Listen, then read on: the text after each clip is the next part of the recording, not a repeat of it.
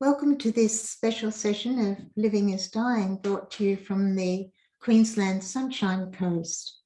It's not very often in this vast land of Australia that we can all be together, as Lhagsam and Kirsten and myself are here today. And we're Ross and Ben are also here as our tech support. And we begin by acknowledging the traditional owners of country throughout Australia and other lands, and recognise their connection to land, waters and culture. We pay our respects to their elders, past, present and emerging. Today we're covering Chapter 7, Questions about Death, and I'll be asking Lhagsam and Kirsten to contribute from their hands-on experience to the topics we'll be covering here. It's a pleasure to welcome back Lhagsam. We're all really inspired by her death meditation that she led us through last month. And Kirsten, with her vast experience of palliative care nursing, especially the last 7 years with the Chitamani Buddhist Hospice. So going to the book, the first question asked to Rinpoche is, what signs indicate that death is about to happen? And Rinpoche answers, I suspect that people these days don't have time to look for or notice the signs that foretell imminent death. Some signs are obvious. Your joints stiffen, your skin wrinkles, and your health deteriorates. This is your body's way of telling you that you're approaching death. But as modern people put so much effort into covering up such signs, I doubt that many will want to seek them out, let alone actually talk about death. How many 5-star hotels offer weekend courses about what happens as you die? In addition to the signs that we constantly miss, there are many other feelings and sensations that presage death, including premonitions in dreams. I suspect most modern people would laugh at the idea of contemplating such things. The signs that Tibetans and Bhutanese rely on, most of which are deeply rooted in Himalayan folklore rather than Buddha Dharma, include the following. Rest your forehead on your right palm and look at the inside of your wrist. Is there an empty strip between your hand and your arm? If there is, you'll die in 7 days. If you dream of riding a donkey facing backwards, and you will die in 7 days. When you stand with your back to the sun in front of a wall, if no steam rises from your shadow's head, death is imminent. The particular caw of a crow is also listed as a sign in the tantric texts. Although all these signs are relative truths, it isn't easy to write them off as mere cultural belief, because many are unique and mystical in ways that are difficult either to fully accept or utterly reject. We may not be able to catch these signs of approaching death or interpret them correctly. That takes quite a lot of skill. However, if we are ill and in a palliative care facility or at home with skilled palliative care, there are changes that we can be aware of that will help us and our loved ones to understand what is happening as death approaches. And I now invite Kirsten to share with us some of her observations. Thank you, Tsering. So I'm just going to talk about what does dying look like and what are the signs of dying. And this is really the most frequent asked questions by family members. So when I see clients and we talk about symptoms and everything, often on my way out, one of the family members will follow me and ask, so what can I expect? What does it look like when someone is dying? What are the signs?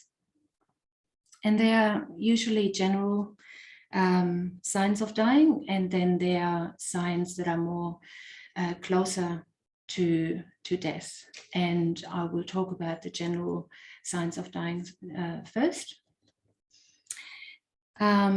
So one of them is loss of mobility. So over time, the dying person will lose their ability to mobilize. They will need equipment to help with any changes to their mobility, but will eventually need to be taken care of in bed. And people ask whether they will be bedbound at the end of their life. And the answer is unfortunately always yes, because the body is slowly winding down and the ability to mobilize does decrease. So at the end of someone's life, they will need to be looked after in bed and not be able to mobilize. And this can last for either just a few days or maybe a week or two, depending on their illness. Then there is loss of appetite. So the appetite and the ability to digest food decreases. So light foods such as fruit, vegetable, and soup is most suitable for a person who is on the journey, towards the end of their life. So small portions are really good, several times a day. We just recently had a phone call from an elderly couple, and the husband has pancreatic cancer, and they said, oh, he's feeling really unwell, and I'm not sure what it is, and I'm really worried about him. And so I went to see them and just tried to find out, what it was about, what happened, what has changed to previously when he was feeling okay. And it turned out that he had a lamb shank at a pub the night before. So, and he was feeling really unwell from that. And so we had just a bit of a conversation about making sure to have light foods, not overdoing anything, any heavy foods, more having like small portions several times a day rather than big meals, because the ability to digest does decrease, and it makes people feel really unwell, especially towards the end of life. So we just had a chat about it, still encouraging him to go out and enjoy his food, but just have something lighter. And he understood that, and he was grateful for that. Then also there's tiredness and loss of physical energy. So people who are moving towards the end of their life will have a decrease in physical energy, and they will have to sleep a lot more, and they will have to have rests throughout the day. So what they used to been doing in the past is not going to be, they're not going to be able to do that anymore. And it's about normalizing that and just explaining that this is what's going to happen. So that's just a normal process of the body winding down. And as long as someone has a lot of rests, then everything is okay. And we do also talk about if someone wants to go out and join a birthday party or a family gathering, then maybe just do it for 2 hours or 3 hours and then go home, but just expect to feel really, really tired for the next 2 or 3 days. So that's pretty normal as well. And it's really good to just, we usually just tell people that, and then they know that it's not that they have deteriorated afterwards, it's just that their body needs to recover. And when someone is sleeping a lot, like 23 hours or 22 hours per day, that's often a sign that things have moved towards the end of their life. So too much activity will lead to exertion and feeling quite unwell. So it's good to let people know that as well.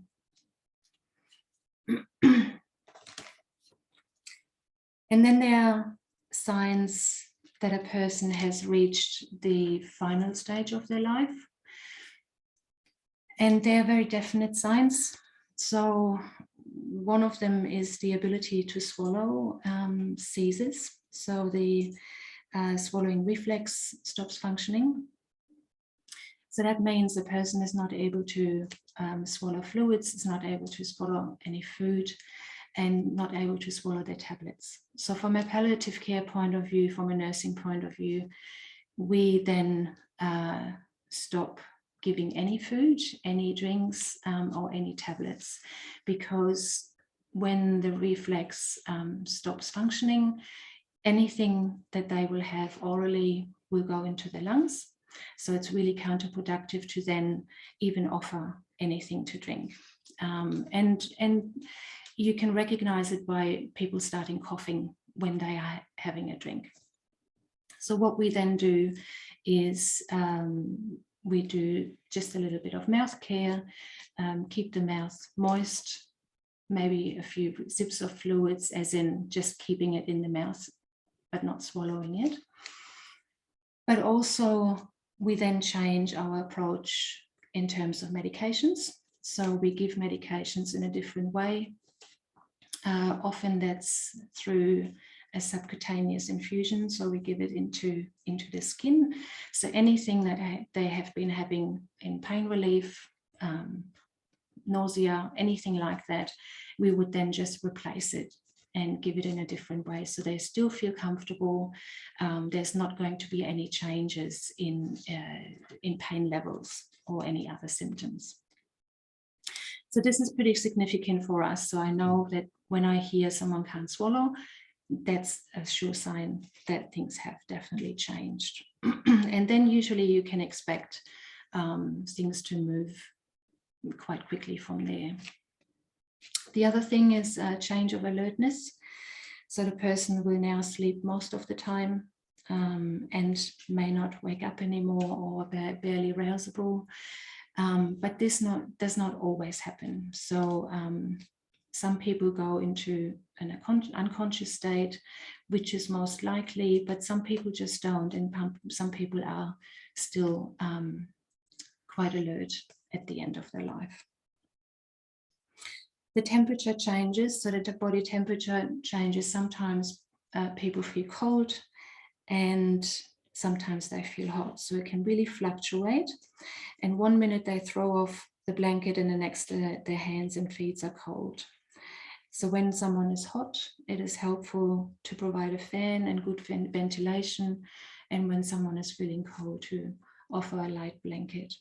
And that can really vary and change. So it doesn't mean that they have fever. It just means that the body temperatures are just going up and down. Then there's also, I think, the most frequent asked question at that stage is then incontinence. So many are concerned about that they will lose control over their bladder and bowels.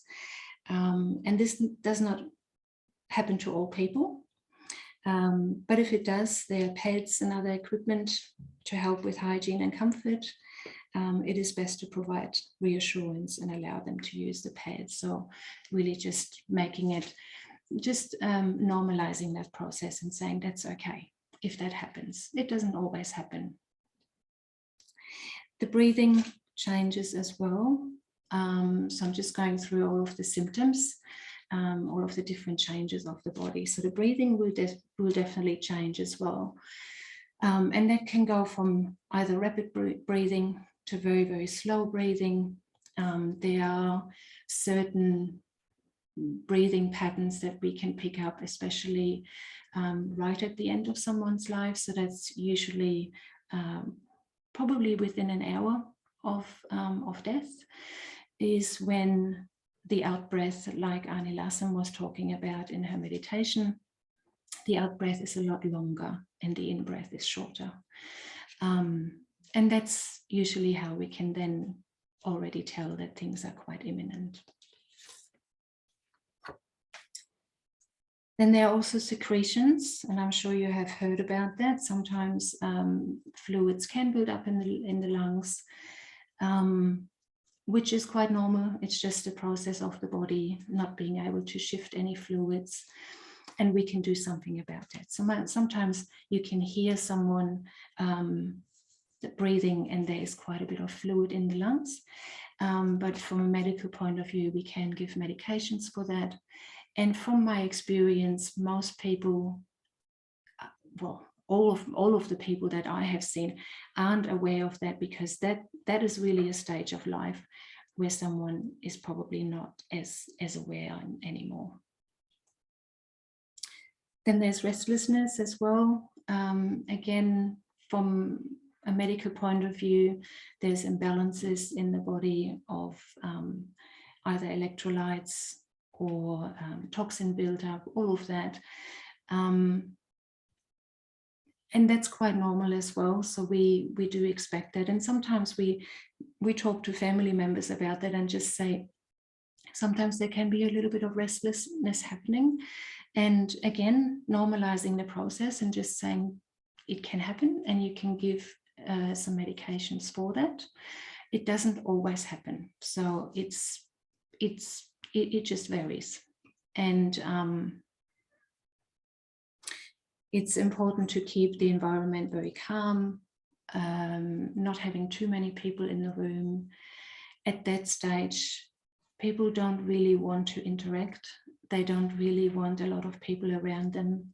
They might enjoy a little bit of laughter, normal activity in the house, but they don't necessarily want to have a conversation at all. So it's really good to just have some light music if that's what they want, or just keep the environment calm. And I think also it's really important to go with the personality of the person. So some people don't want any fuss. They don't want to be looked after and touched and all of that. And some people do. So you have to respect who they were in life as well. And we do try and do that and just really take all of that into account. So we wouldn't start playing lovey-dovey music if it is someone who just is not inclined that way. So you have to kind of always make sure that you go with the individual needs and get to know the person a little bit and ask the family, who were they in life and what was their personality. Sometimes often we get to know them before that happens anyway, but sometimes we don't. So it's really important to just find out about these things and create an environment that suits the family and the person as well. Yeah, so it's all about giving reassurance and support and education and normalizing the process. So these are the signs of dying. Thank you, Kirsten. It's really interesting to hear about how it is if you're in a palliative care situation. It sounds very supportive. Yeah. And I'd just like to mention that Kirsten has written a paper for Living is Dying, titled What Does Dying Look Like? And we'll include that in as a resource in this session's resources with the recording. So we move on to the next question in the book. Is there a method for pinpointing the time of my death before it happens? And Rinpoche answers, in the Himalayas, there are still great masters who have the ability to pinpoint the moment you will die. But if you are aged 50 years or more, I suggest you consider that all the signs of imminent death are already present and start your preparations. You have nothing to lose and everything to gain. Actually, the moment we are born, we should all write a will. But for most modern people, that would be too much too soon. And we've already heard from all our guest speakers the importance of being prepared for death at any age and about having a will and an advanced care directive. And as Rinpoche says, from the moment we are born, there is possibility of death. Which brings us to the next question. Thinking about my own death seems morbid and discouraging. I feel afraid and get depressed. And Rinpoche replies, life and death are the same. So if thinking about death depresses you, contemplate life instead. And Annie Lhagsam, I'd like you to comment on this, please. Thank you, Tsering. So it's true, many of us can find ourselves at times experiencing a variety of disturbing emotions as we approach death or think about it. People experience anger, anxiety, fear, sadness, depression, and there are some general ways that we can reduce the impact of these different disturbing emotions. So the first one is to avoid thinking things like, I shouldn't feel this way, or I'm bad because I feel this way. Being judgmental only makes things worse. Remember that it's only natural to have such emotions given the present situation. On the other hand, we need to avoid being overwhelmed by these feelings or get stuck in them. Try and remember that all these emotions are impermanent, just aspects of the mind, transitory like clouds passing through the sky. They come and then they go, and they're replaced by other thoughts. Understand that you have a choice. You can get caught up in the emotion, even act it out, or you can deal with it in a more skillful way, such as turning your mind to positive thoughts. So consider the different consequences of these two choices and how they affect you and the others around you. Meditating on love and compassion for others and ourselves can help reduce the disturbance and increase altruism, caring for others.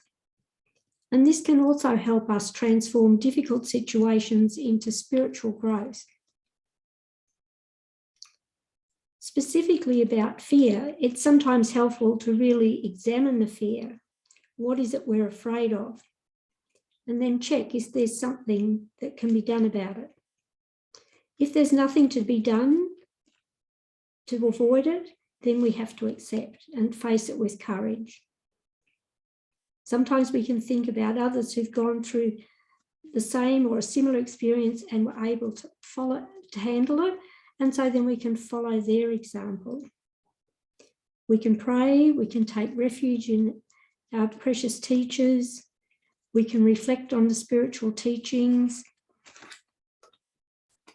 But when we recognise that we have a fear of death, we can also look at how we're going to deal with it and what method suits us. If we deny that fear, we're probably going to have difficulty at the time of death. But if we can look deeply into it, we can try and understand what it's about and deal with that, what's underlying that fear. For example, you might be afraid of pain. And it's to some extent unnecessary because not everyone has pain when they die. And for those who do, there's pain relief usually available. And if you don't like the idea of medication, then you can put some time into learning methods such as a meditation for dealing with the pain. Many people believe that fear is a negative emotion, so they try to suppress it. But it actually takes real courage and strength to acknowledge and face up to our fears. Some spiritual practitioners think they shouldn't fear death because they believe in life after death. So if they do fear death, they also fear they're losing their faith. So it's really worth looking into what is it that we really fear. So if we are overwhelmed and immobilised by fear, we can easily fall into despair. And this leads to a reduced ability to cope with our current situation, whatever that might be. And whether we're caring for someone who's dying or dealing with our own death, the situation will change and change again, and sometimes for the better. Sometimes it changes in ways of overcoming some of the pain or nausea. But eventually, all these things will end. And the best we can do is to be kind to ourselves and others, benefit whoever we can, and not just sink into blackness or self-pity. Some people have a tendency or potential to suffer depression, and it's best to avoid this if possible, but to get treatment if that starts to appear. Depression is different to sadness, but either sadness or despair may worsen to become depression. So recognising and dealing with them is important. Sadness is usually due to attachment, not wanting to separate from people and things. So we can contemplate the faults of attachment, how it disturbs the mind, causes unhappiness, creates problems during our life as well as at the time of death. And the best remedy to attachment is to contemplate impermanence and death. So we have to let go of everything at some time, and particularly as we get closer to death. So it's best to start practicing that now. Remember that love and positive experience you've had with your loved ones, they go on after death as the karmic connections that will bring us together in future lives. The mind never dies, it just separates from the body and continues into the next life.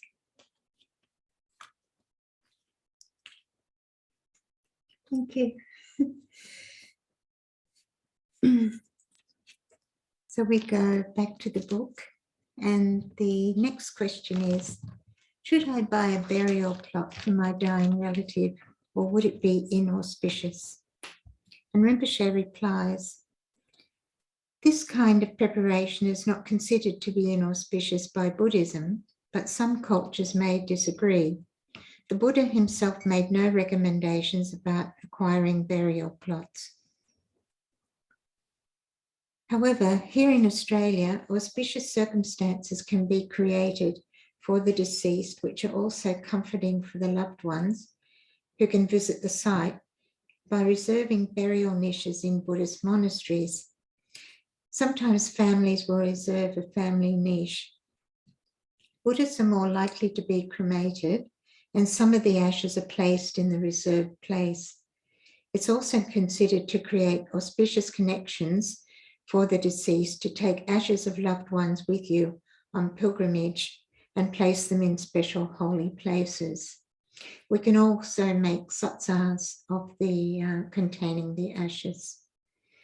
And Ross and I took our parents' ashes, placing a little ash in many holy places in Nepal and Bhutan and India. And I guess we also created merit for our parents and for ourselves just by visiting and practicing in those holy places. It's important to make your wishes known to your family and record them in your will or your bottom drawer book if you'd like something like this to happen. And for example, nearby here at Shenrezig Institute, the first Tibetan Buddhist centre established in Australia, they have a beautiful garden of enlightenment and memorial garden where ashes of loved one may be placed in a stupa or a niche. And then also at Nanten Temple, near Wollongong, New South Wales, and also in Chongten Temple in Brisbane, Queensland, there are pagodas. In Chinese, the name is Nagutta, translated as bone-receiving pagoda, with niches to house the ashes of the deceased. And inside the pagoda are beautiful shrines to the Buddha Amitabha and the Bodhisattvas Avalokiteshvara and Ksitigarbha. And the nuns of the temples do prayers there daily for the deceased. And Anila tells me they're also quite expert at arranging Buddhist funerals. So the next question asked of Rinpoche is, could a non-Buddhist be reborn in a Pure Land after death? And Rinpoche answers, if the non-Buddhist friends and family do good deeds in their name and enlist the help of a sublime being to wholeheartedly dedicate practices, meditation and prayers on their behalf, even the least virtuous person will have the opportunity to be reborn in a Pure Land, but only if they rejoice at everything their family and friends do for them. Once we are dead, we'll probably panic and may become so emotional and angry that the chances of us actually rejoicing at the good deeds done on our behalf are very slim.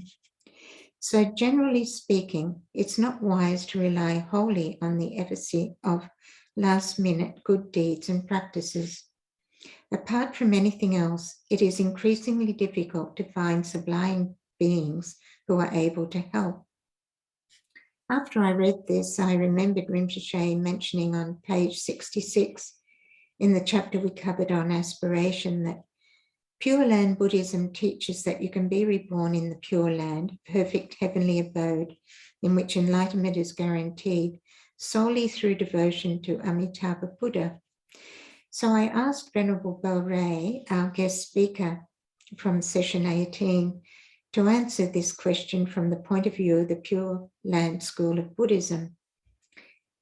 And Venerable replied, of course, anyone can be reborn in the Pure Land of Amitabha, provided they have the right conditions, that they have decided to go and are determined to go.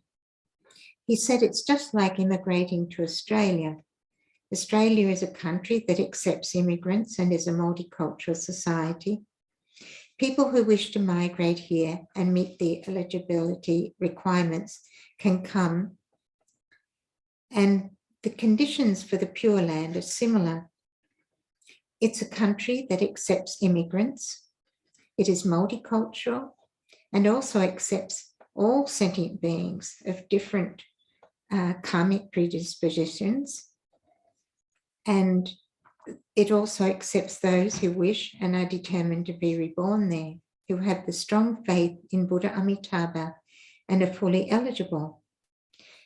And mostly that is that they have accumulated sufficient merit.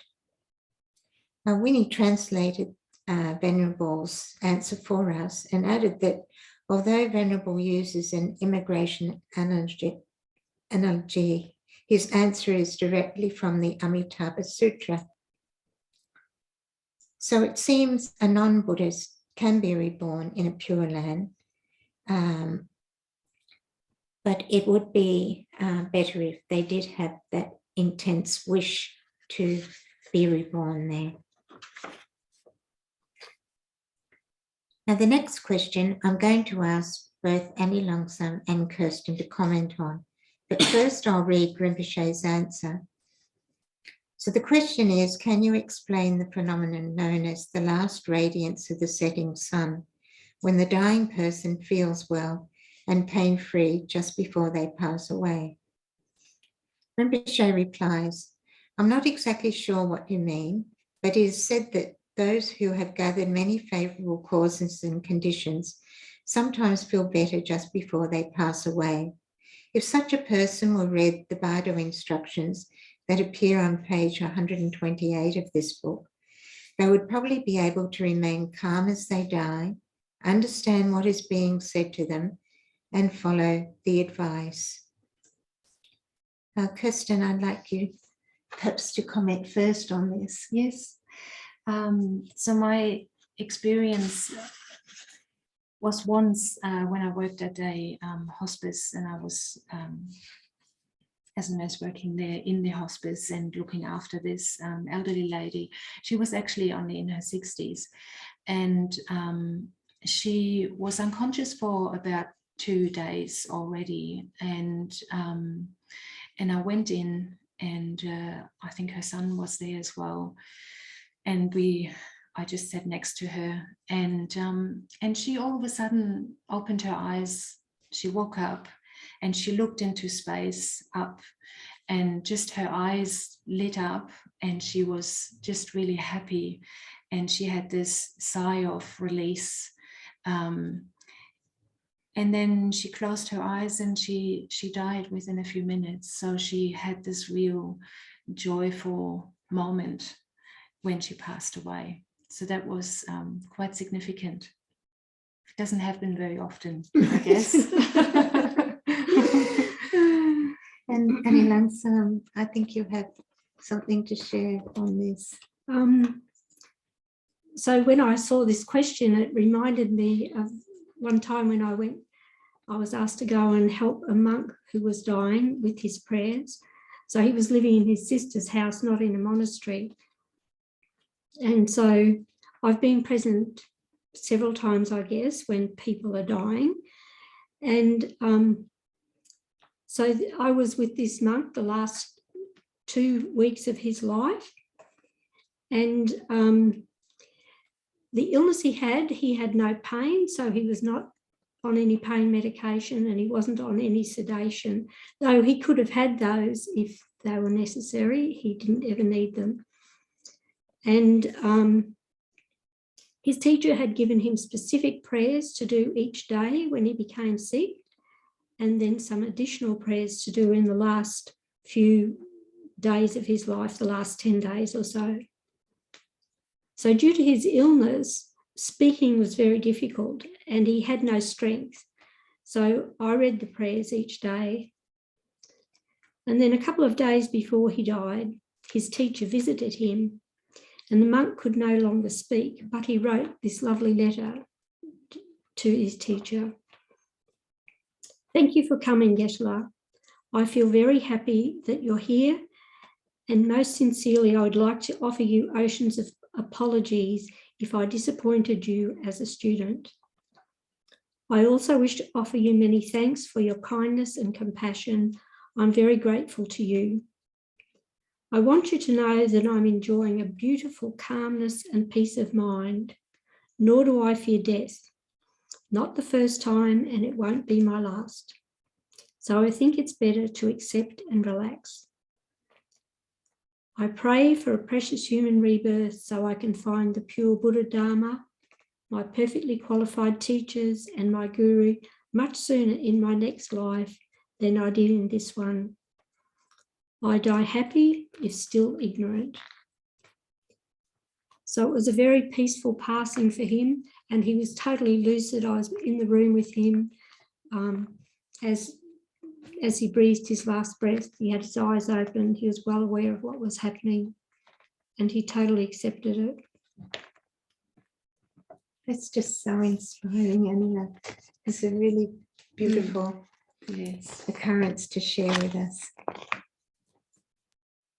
So we'll go back to the book, and the next question is it possible for the soul or spirit to return to a corpse after it's been separated by death? And Rinpoche replies, in rare cases, yes, even though a Bardo being's greatest wish is to return to life and reclaim their bodies, almost none can accomplish it. One of their problems is that after just a few days, or at most a few weeks, they cannot recognize their old body. Nevertheless, they have a one-track mind and are desperate to find a body in which to rest, hide, and function as a human being. The longing to live and to communicate is therefore very strong. Stories about resurrection are told all over the world, so it must still happen, even today. Perhaps the most famous of all the Tibetan resurrection stories is about a woman called Nangsa Ogum. Now I'm going to let you read the story of Nangsa Ogum at your leisure, and we'll move on to the next question because of our time restriction. So the next question is, I've done many bad and shameful things, and I've never followed a spiritual path. How can I avoid hell or a bad rebirth? And I'd really like to invite Annie Lhagsam to answer this question for us. Thank you, Tsering. So it's true, most of us can look at our lives and see many things that we've done that we would not do that way now. We've matured, we see the results of our actions, and so we can feel very badly about when we've done things in a wrong or mistaken way. So guilt is a very emotional state of mind that can drain our energy, and so we feel less and less able to do anything positive in our life. Our mind can become overwhelmed by sadness and a sense that everything we've done is wrong or will be wrong in the future, that we're bad, we can never be good. And this is a very emotional sense of failure, and it doesn't help us in any way. To change this into something we can use effectively, we need to generate regret rather than guilt. Regret's less emotional and more intellectual. And so it can be used to help us see a way to change in the future and avoid repeating our mistakes. I met a man once who was close to the end of his life. After his wife introduced me to him and left the room, he looked at me and said, "I'm a thief, an adulterer, and a liar," and left it at that. Quite a shocking introduction, really. I asked if he had any spiritual beliefs, and he said he believed in something, but he couldn't really say what that something was. Since he'd lived only in Australia, England, or New Zealand, I assumed he had some spiritual beliefs associated with Christianity. It seemed the most likely thing, seeing he couldn't express it clearly. Some people hold on to feelings of guilt for decades, limiting their opportunities to enjoy life. So I explained as best I could the 4 opponent powers in a Christian framework, and this seemed to help him. He later told another person that he felt much better and asked me to lead his memorial service. Since that time, I saw 4 words on a notice board outside a Christian church around the time of New Year. And so I guess they were hoping that the members of the congregation would be looking at making some New Year's resolutions that reflected their spiritual life. So the words were reflect, review, repent, and renew. So for some of you, you would recognise the similarity with the 4 opponent powers, and it's interesting that all the words start with R in much the same way. So for those of you who don't know the 4 opponent powers, they're regret, refuge or reliance, remedy, and resolve.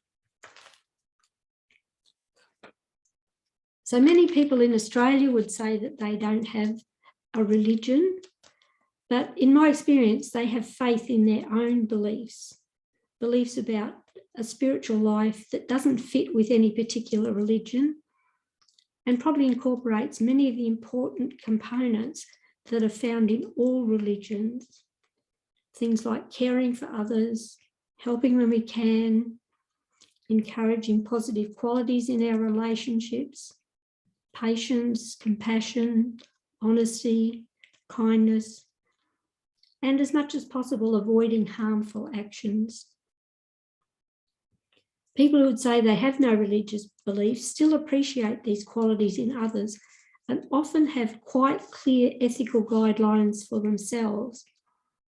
So they feel guilt and regret when they can't live up to those values that they hold.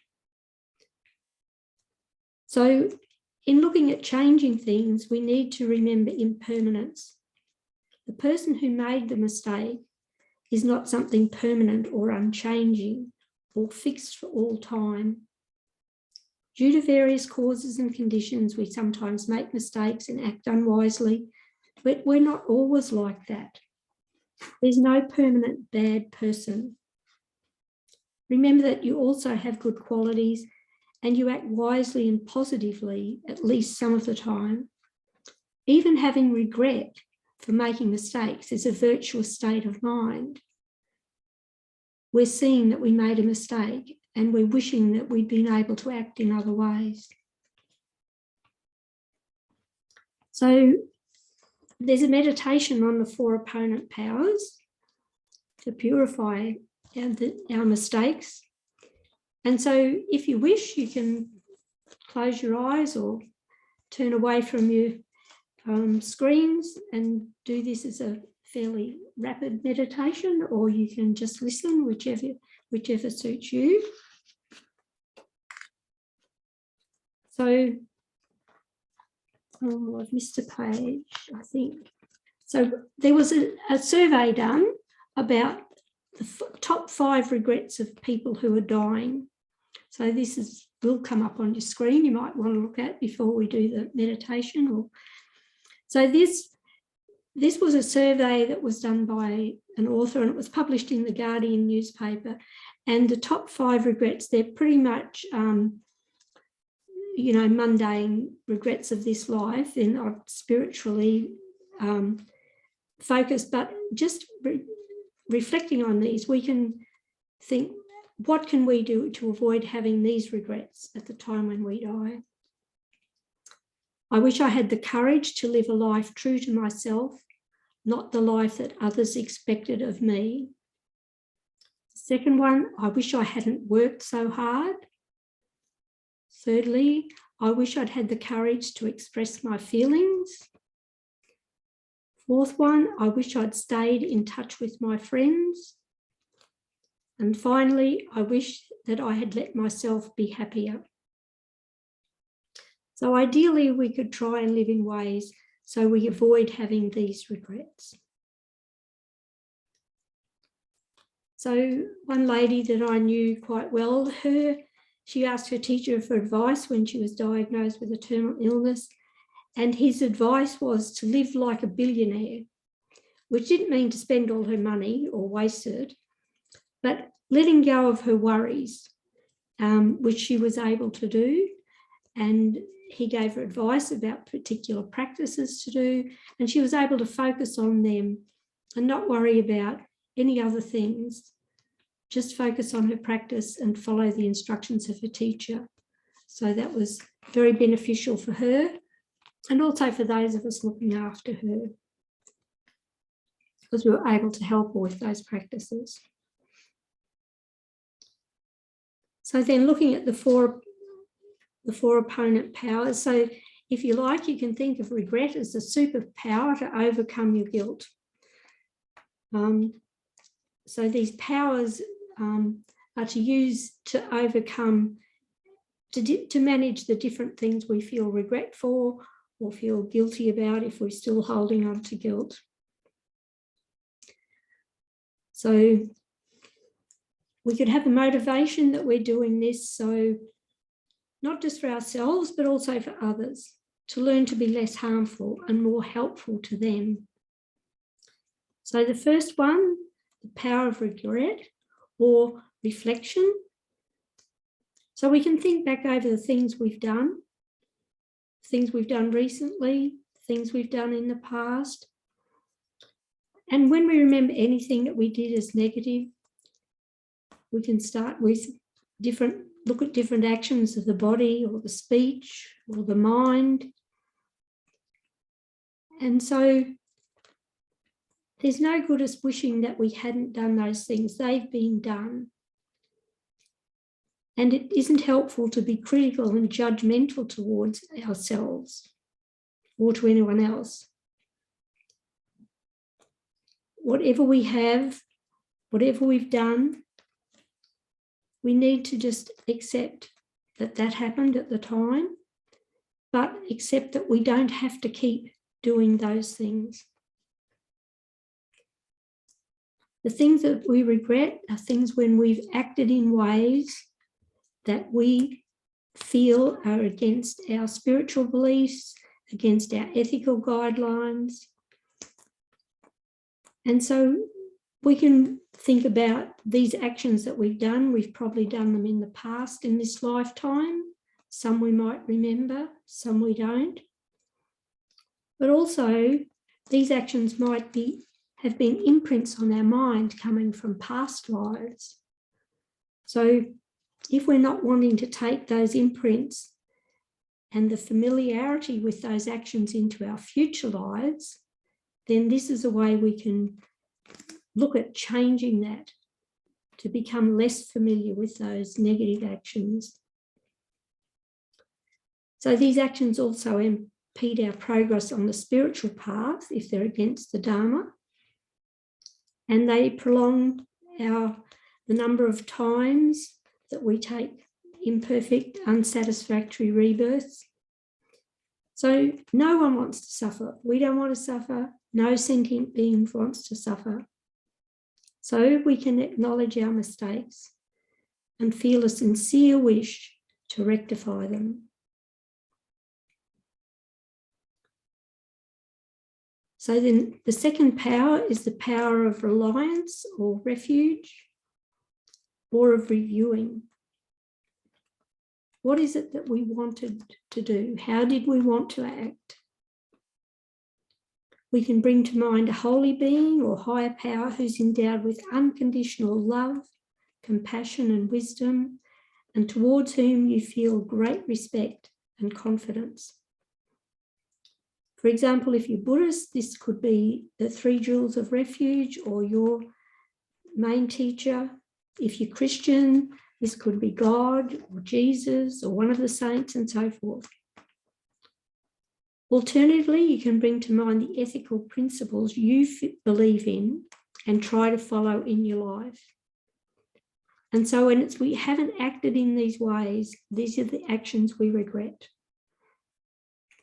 So acknowledge your mistakes and ask for help and guidance to be able to change yourself and give up the unskillful behaviour. And from now on, to strengthen your commitment to following your objects of refuge or your ethical principles to the best of your ability. For the unskillful and harmful actions we've done to others, generate love and compassion. Contemplate that just like you, others wish not to suffer and wish to experience only happiness and peace. Feel how desirable it would be if you could stop harming others and instead be kind and helpful to them, and generate the altruistic wish to purify negative karma, negative actions, delusions such as anger and greed and selfishness, so that from now on you can only benefit others and not harm them. The third power is the power of remedy or repentance. So that's doing something positive to counteract the negative energy that we've created. So I stand and practice in Tibetan Buddhisms to visualize an enlightened being, such as Buddha or Vajrasattva or Avalokiteshvara above your head. Take refuge and recite the appropriate mantra, imagining light flowing down, filling your entire body and mind and purifying negative karma and delusions. Alternatively, you can do a meditation to generate positive states of mind, such as love, compassion, patience, equanimity.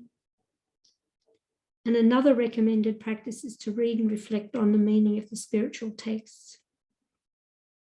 Some people also like to do engaged activities such as volunteering to help with the poor and needy, making donations, saving lives, for example, rescuing animals or insects in danger of dying or being killed. Caring for the ill is particularly effective to counteract the karma of killing or harming others. And sometimes we can actually apologise to the person when we've made mistakes and make amends to the people we've harmed in some way. And the fourth power is the power of resolve or renewal.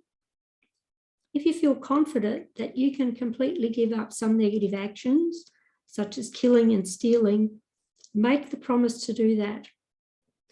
But for those negative actions you can't completely give up, either promise to give them up for a realistic period of time or promise that you'll do your very best to be mindful and avoid doing them again.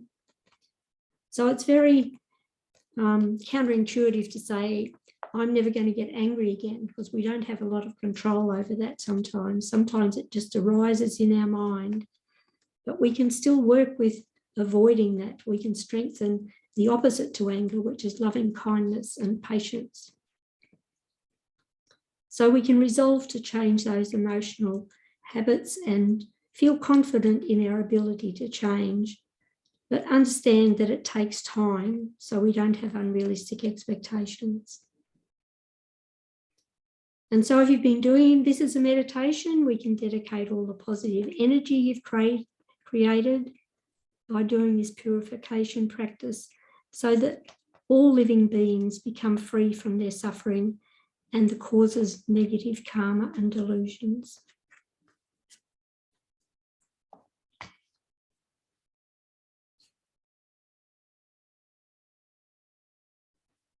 Thank you, Angela. And I know you have a poem here that you sometimes share when you're teaching this subject matter. And I think we have time. I'd really love you to read it if you wouldn't mind. Yeah.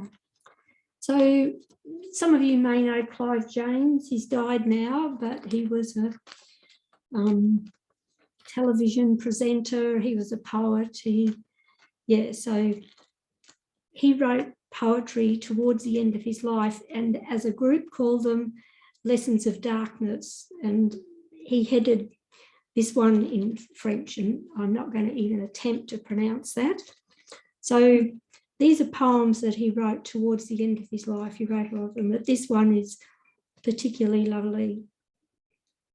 But they are lessons, all of these things I learn through being so far gone in my decline. The wages of experience I earn would serve well a younger life than mine. I should have been more kind. It is my fate to find this out, but find it out too late. The mirror holds the ruins of my face roughly together, thus reminding me I should have played it straight in every case, not just when forced to. Far too casually I broke faith when it suited me, and here I am alone, and now the end is near. All of my life I put my labour first. I made my mark, but left no time between the things I achieved. So at my heedless worst, with no life, there was nothing I could mean. But now I've slowed down. I breathe the air as if there were not much more there. And write these poems, which are funeral songs, that have been taught to me by vanquished time, not only to enumerate my wrongs, but to pay homage to the late sublime. That comes with seeing how the years have brought a fitting end, if not the one I sought. Thank you. So we'll return to the book for Rinpoche's answer to the question, I've done many bad and shameful things and I've never followed a spiritual path. How can I avoid hell or a bad rebirth? So Rinpoche says, Buddhists say we should prepare for death while we're still alive. So I think it would be best if you were to start preparing right now, in spite of your negative actions, if you have the merit to have met and made a good karmic link with someone who is able to give you the pith instructions about what to do after you die. It is possible for you to avoid a bad rebirth and hell. Whether you do or not will depend on how fully you trust your instructor and the instructions. So what is a pith instruction? Imagine you have invited your boss to your home for dinner. At the last moment, she phones to say her partner is vegan and currently eating only salad.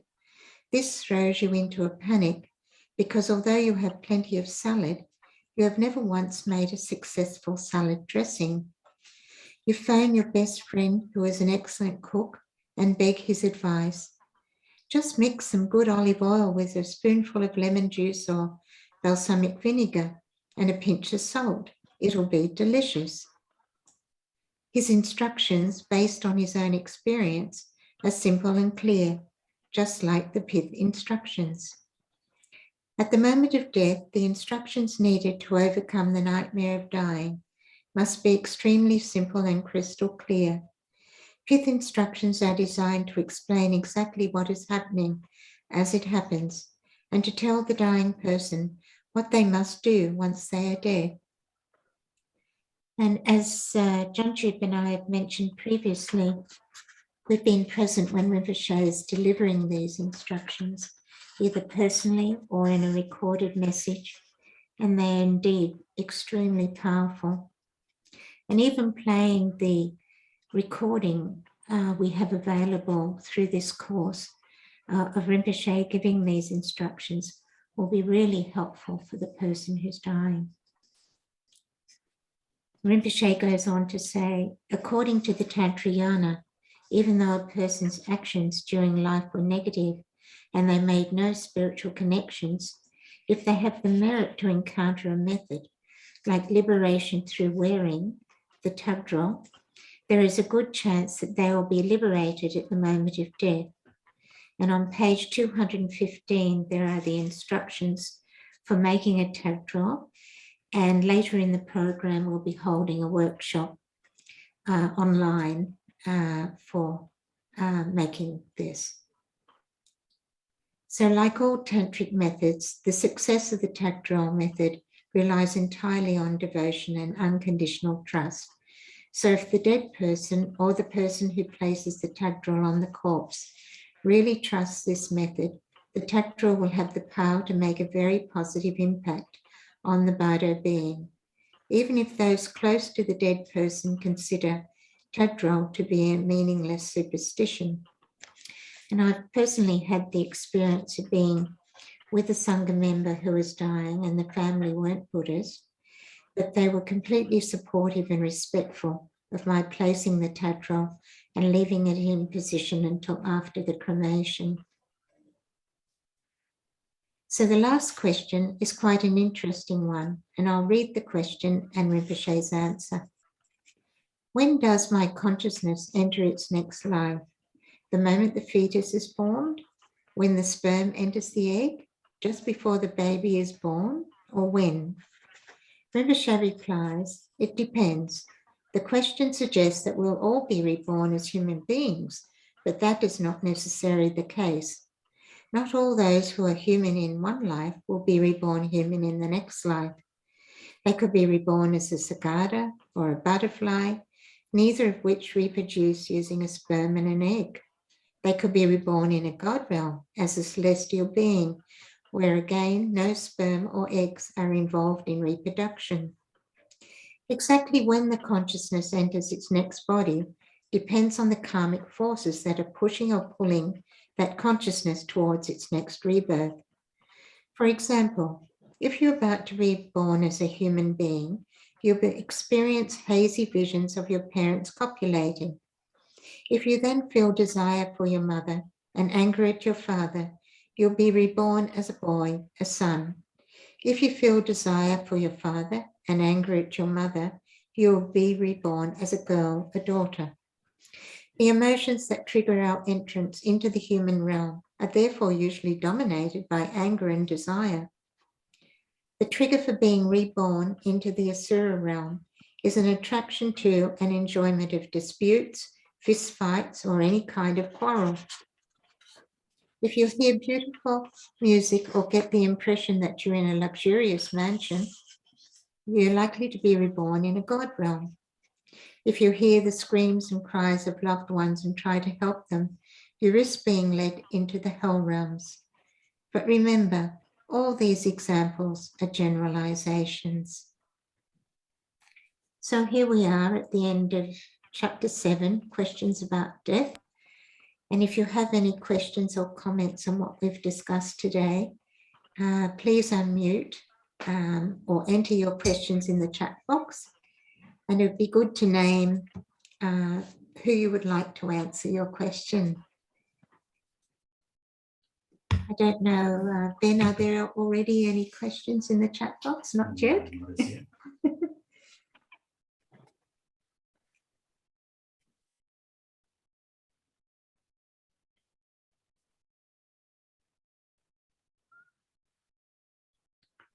We have gone a couple of minutes over time, so if you don't have any questions,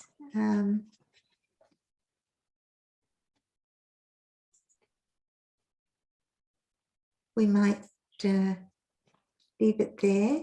And I'd like to thank Lhagsam and Kirsten for joining us.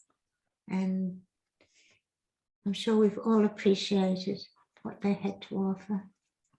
Well, there's one question that's just come in. Just come in from Lizzie. Hello, Venerable Lhagsam.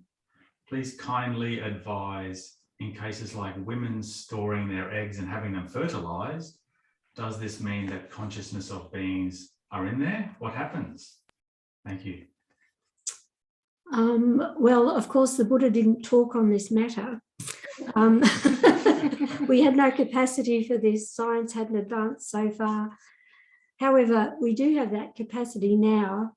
So when eggs are stored separately, or sperm, because sometimes young men who have particular conditions have treatment that they will be sterilised after that. The consciousness is not said to be with either of those, because with the mother's egg, who knows who the father would be? With the father's sperm, who knows who the mother would be? And it's generally considered, you know, when it takes both of those to form a baby or a pup or whatever, they have to come together to form that. So my belief about that would be that there's no consciousness attached to those. And it is difficult because the teachings say it's when the mother and father come together. But yes, if it's just the egg and the sperm, there's no mother and father attached, and it'd be similar for IVF. So maybe, as Rinpoche says, it's not certain exactly where it would be. And, you know, maybe it's when there's a few cells and they're joined together. There's a question from Nancy about entering the hell realms. How would desiring to help someone screaming lead us to the hell realms? Well, it would depend if the being was actually in the hell realms. I don't admit to being able to fully understand what Rinpoche is saying there. But I think he's probably meaning that someone would be calling out for help, and it could be that they're in any of the lower realms, the animal, the hungry ghost, or the hell realm. And I think, as Rinpoche said, that these are only generalizations. Okay, there's another question about pain relief and specifically morphine at the end of death. How can we go through the process of death with presence of mind when often dying people are put on morphine, which dulls the senses? I'll ask Kirsten to answer that. Well, from a medical point of view, you give morphine according to their level of pain. So if it really dulls the mind too much, it often means that there is a little bit too much of morphine given.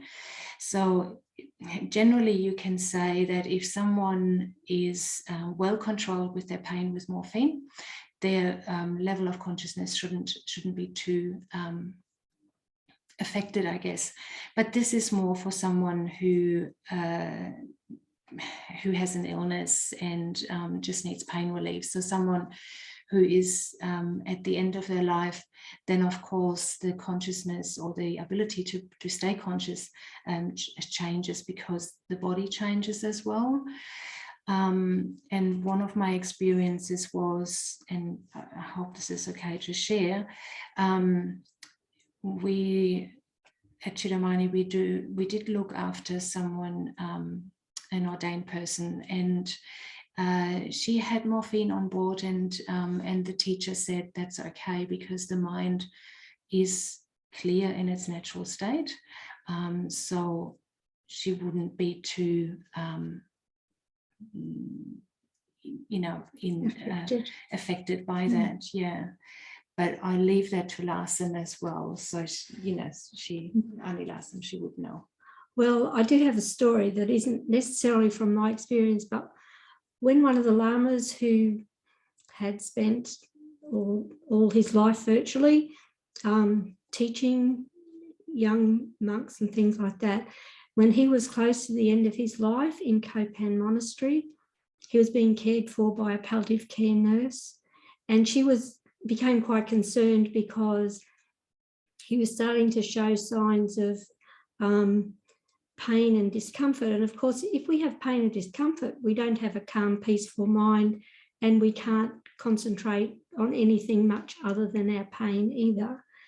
And he was reluctant to have fluids. even though he was quite dry and starting to cough from the dryness in his mouth. So she went to see Lama Zopa Rinpoche, who sent back a message saying, please be calm, be at peace, have the fluids, have the medication, don't struggle, have a peaceful mind. And so Lama Lundrup, who was dying, sent back a message saying, thank you, thank you, thank you. Because then he was able to have a calm mind. He wasn't coughing. He wasn't distracted by pain. So it's as Kirsten said, it's balancing that to have pain relief, but not to be euphoric. And sometimes when there's a bit of an increase, there's that cloudiness of consciousness, but then that adjusts, and after 24 hours or so, the mind's clear again. Wonderful. Thank you. Question from Rinchin to Kirsten about giving medications. If there is fluid in the lungs and extreme restlessness, do the palliative care authorities totally respect the dying person's directive of care wishes, or are they required to give medication? You're not required to give medication, but it is all about the comfort of the person. So if it is making them very uncomfortable, very restless, it's about weighing up what is best for the person. But yes, of course, if that is in the Advanced Health Directive, then we have to respect that. I haven't had that, though, that we weren't allowed to give any medications. So from our point of view, it would be more about managing the comfort levels for that person, and you can give something for the fluids, so the lungs dry up and the fluids just resolve a little bit. And then the restlessness is something that can be quite prominent. It really depends on the body's process, what's happening for them. And it's mostly distressing to see for the family members. So you always have to then also take into account what their experience is and how they might be feeling about that after the person has passed away too. So you have to look at the people who are living on. How do they feel about seeing the person really restless and very agitated? So I think it is about comfort, and it's about making sure that everybody in the room, not just the dying person, is in a reasonable state of acceptance and understanding and feeling comfortable with the situation.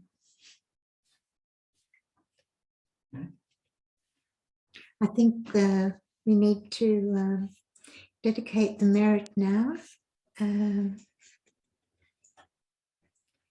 This virtuous accumulation of merit we offer, so that all obstacles dissolve, and at the time of our death, each of us may find ease in dying and swift rebirth in the pure land of great bliss, quickly gaining enlightenment for the benefit of all sentient beings.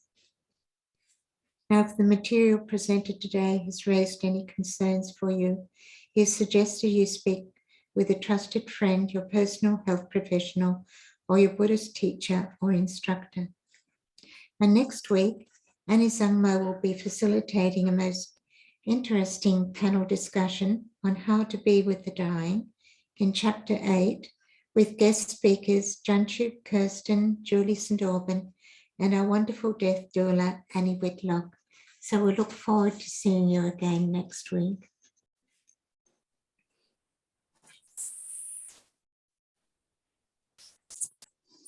Thank you all.